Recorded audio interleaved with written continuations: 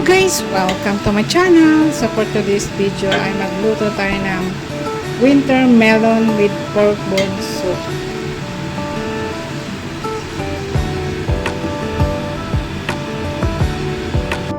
So meron tayong red dates dito. Tinanggalan ko na ng seeds and hugasan lang natin.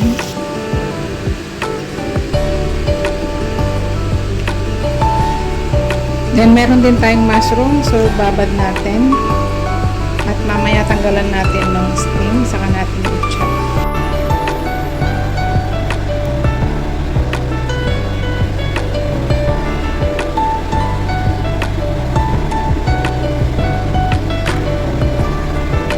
So alam niyo ba na ang mushroom ay maraming benefits sa katawan? So yung iba ayaw kumain ng karne. Ang ginagawa nila ay kumakain sila ng mushrooms.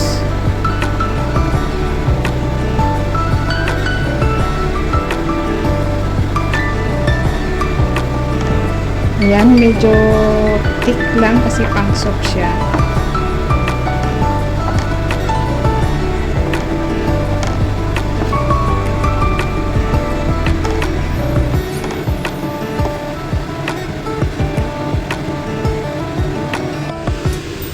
So, ayan, tapos na natin na-slice. So, meron din tayong pork bones. So, hinugasan ko na and then i-blance natin para matanggal yung extra dirt.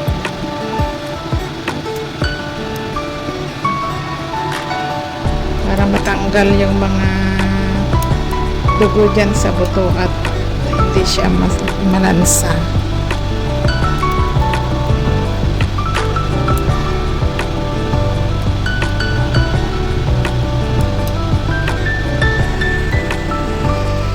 So, ayan, okay na. Itapon natin ang tubig and then saka natin banlawan.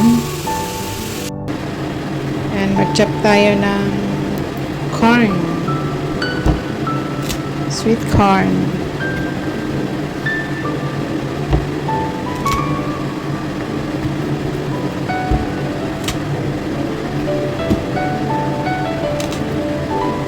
Then, meron din tayong winter melon. So, i-chop natin. Hindi na natin tanggalin yung skin kasi pang soup. Para hindi siya madurog. So, cut natin ng medyo thick.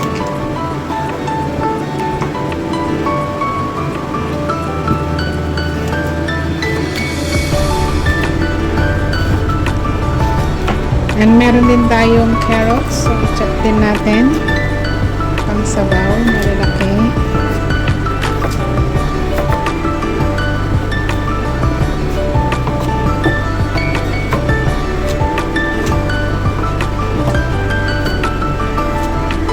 So, ayan, tapos na. So, ayan, ilagay na natin yung ating pork bone. At syempre, tanggalin natin yung mga lumilitaw na bubbles or dugo dyan. Then, saka natin ilagay yung ating corn and carrots. Syempre, ang mushroom. Ang red dates. Ang ating winter melon.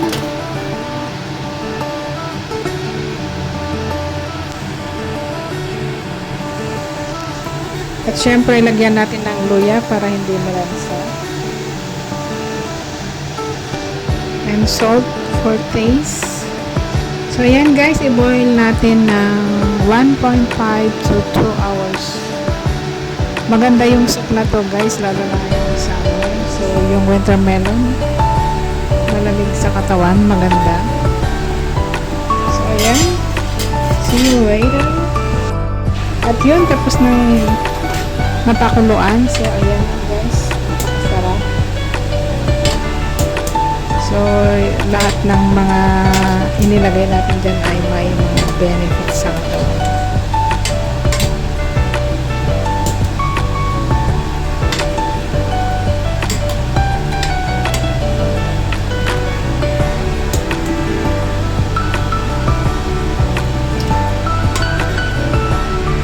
So, ayan, okay na. So, maglagay na tayo doon sa plato, mangkok na sabaw. So ayan guys, thanks for watching. See you in my next vlog. Please like and subscribe. Bye-bye.